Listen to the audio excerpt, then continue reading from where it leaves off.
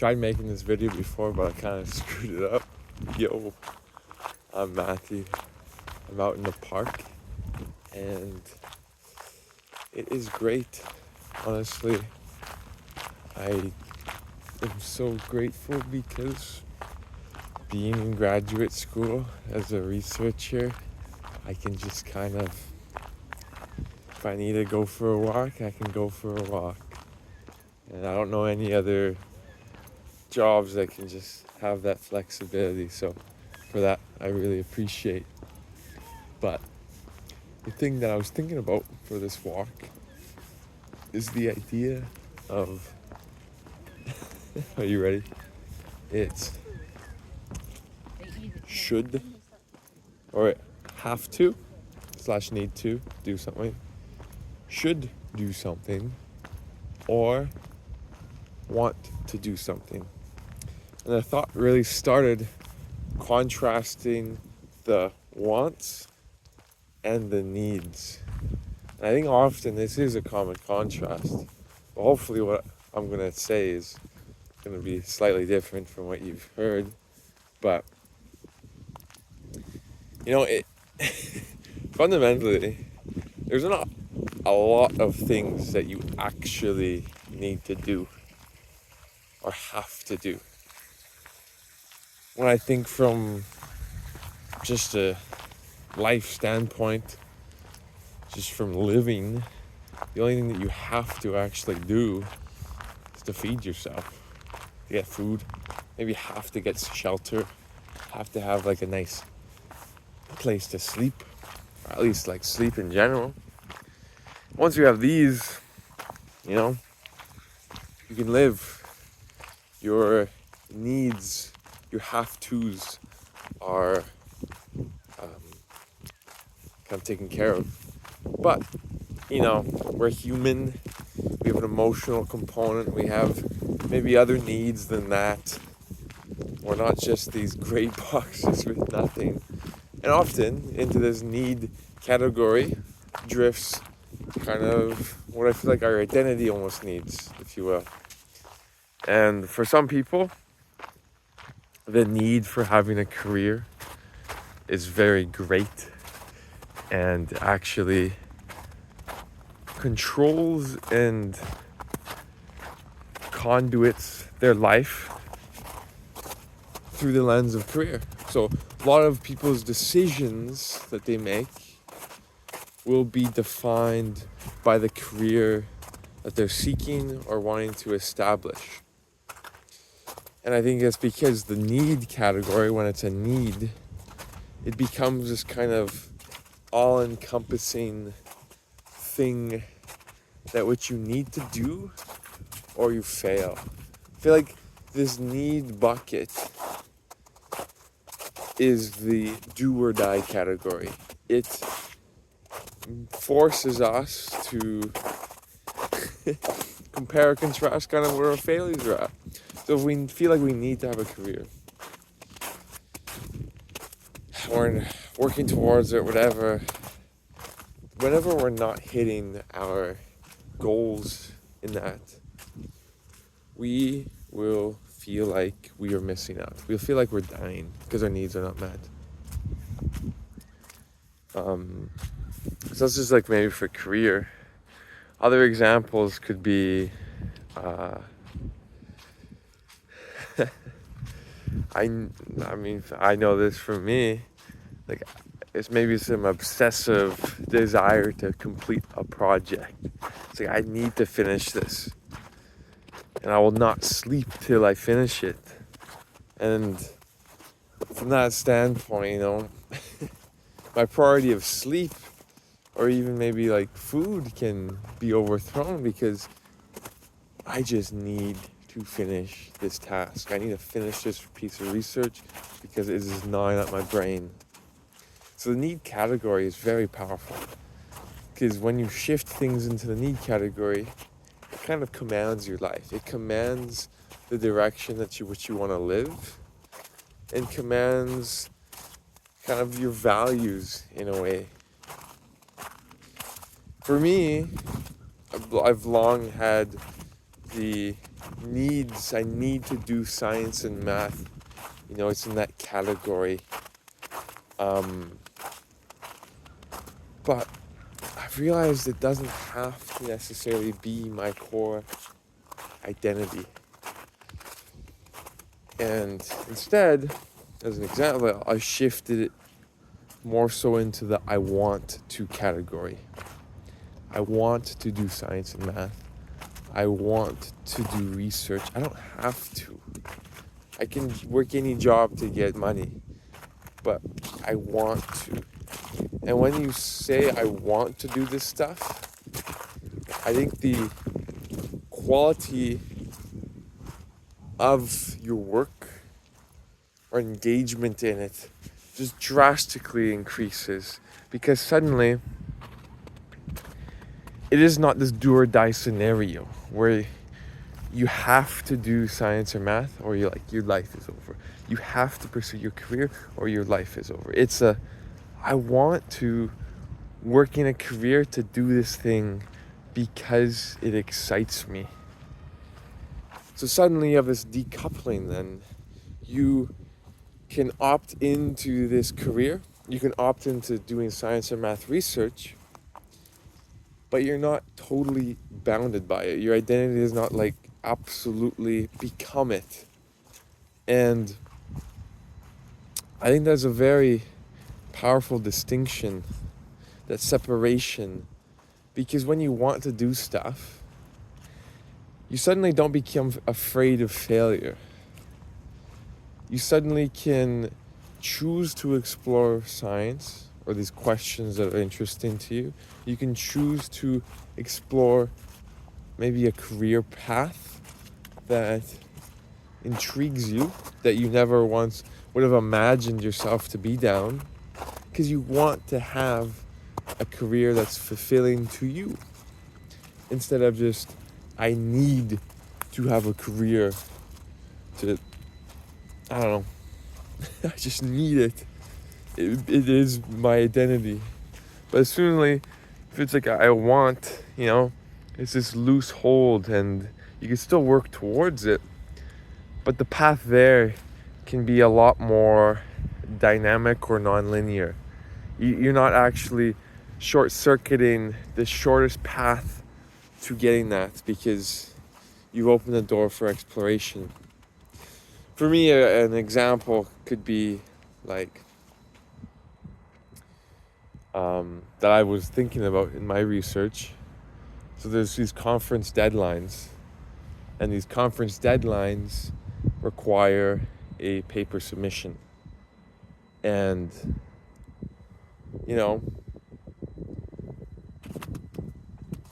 often it feels like as researchers, we need to submit for these conferences.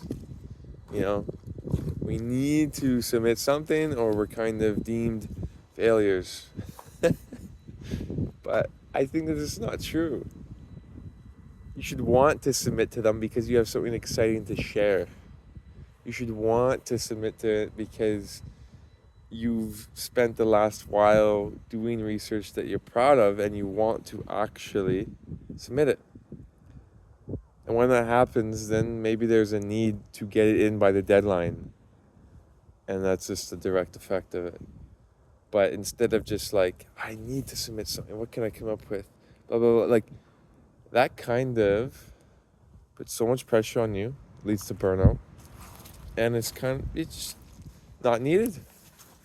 Instead, you should want to submit something if you want to. If you have something interesting to share, then so share it. But I understand that it gets tied up with the pressure of establishing your career and being seen to always submit something to these conferences.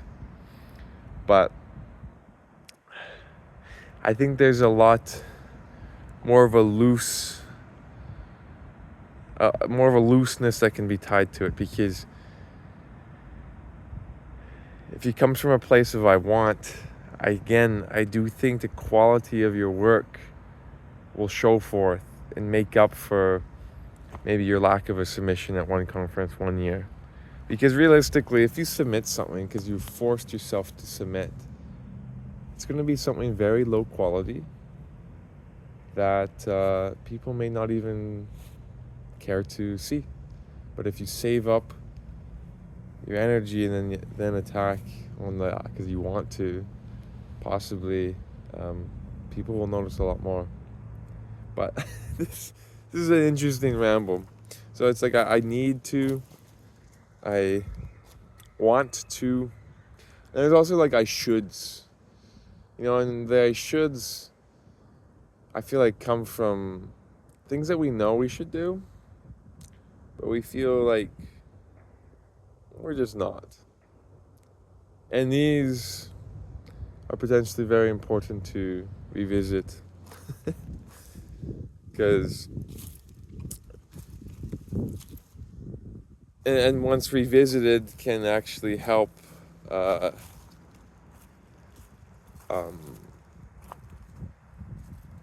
your life in a way. Oh, but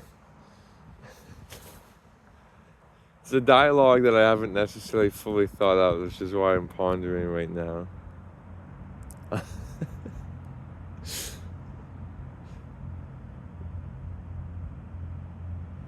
In my head right now, I'm thinking, okay, I should learn financial literacy. You don't have to, because you can still live and get a job and live paycheck to paycheck. That's fine. Or something. Like I should learn financial literacy. I should go to bed at a reasonable time. I should eat healthy. I should exercise. I should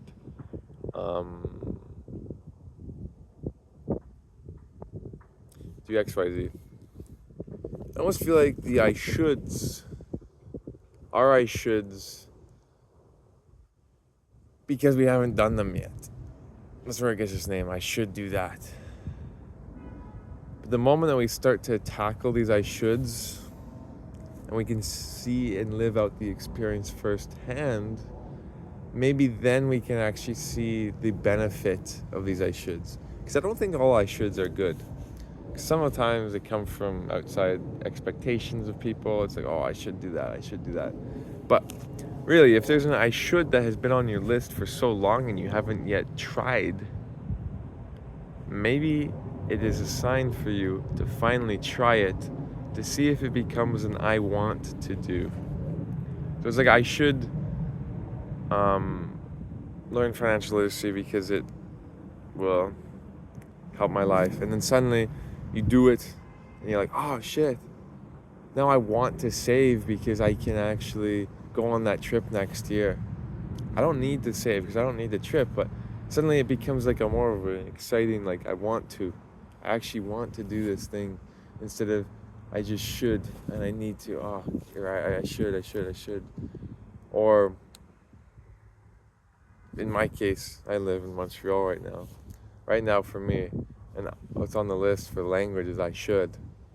And yeah, I should learn French because I haven't learned it all yet.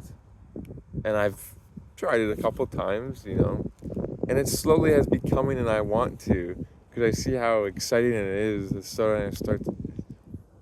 when I start to learn the language and I can start to order my food in French or communicate a little bit in French, it becomes fun.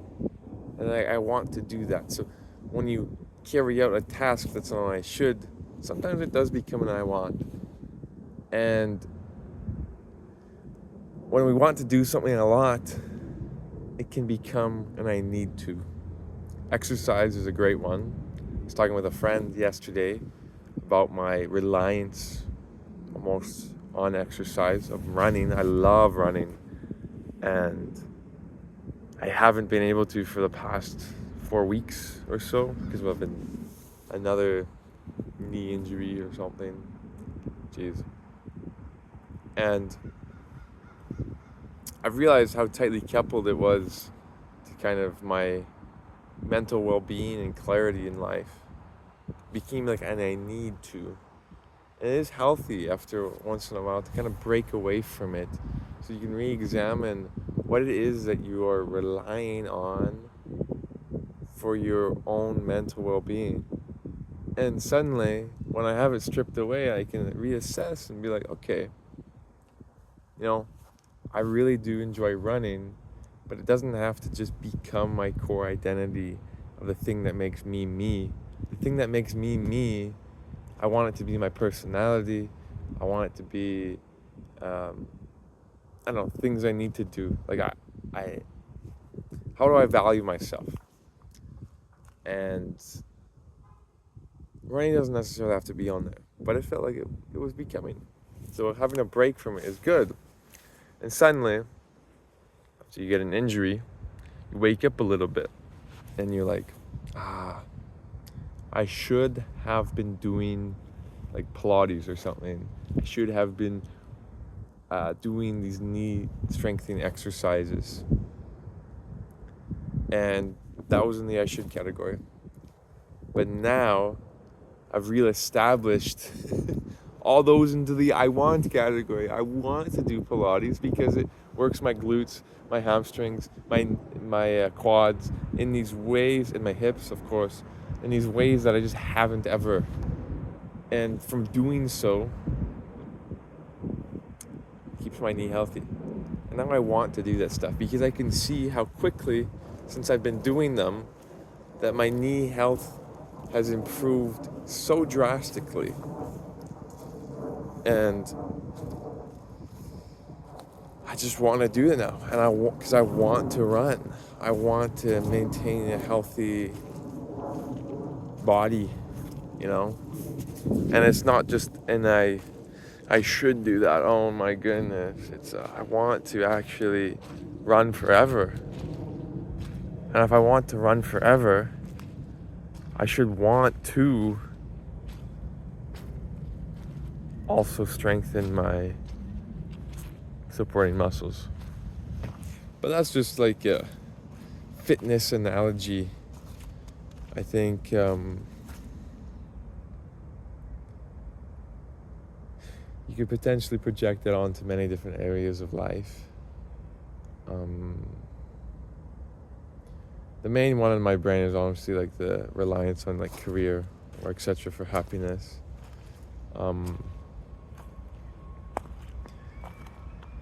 Or even like, I don't know, phoning like a family member or a friend. It's like, oh, I should phone them. It's like, why is it so far down the list than I should? Do you just not want to talk to them? Or do you want to talk to them but you just don't have time to talk to them? Because if you want to talk to them but you don't have time, reevaluate. Find out where you can find some time, because if you want to talk to them, I want to talk to them, there's probably something on your list that you can exchange. There always is. And then suddenly, it's reprioritization where maybe it becomes that I need to call my friends and family because I really care about them and they care about me. And if you don't do it, like you'll move heaven and earth in order to do that, which I think could be nice. And at different stages of your life, you're going to have different values, of course.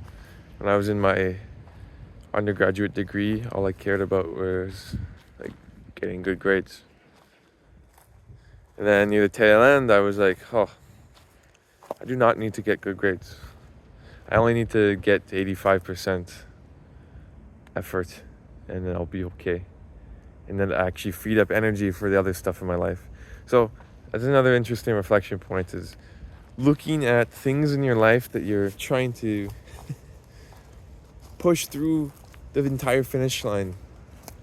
You know, you don't need to call someone. You don't need to talk to them for an hour. You can literally call them for 15 minutes.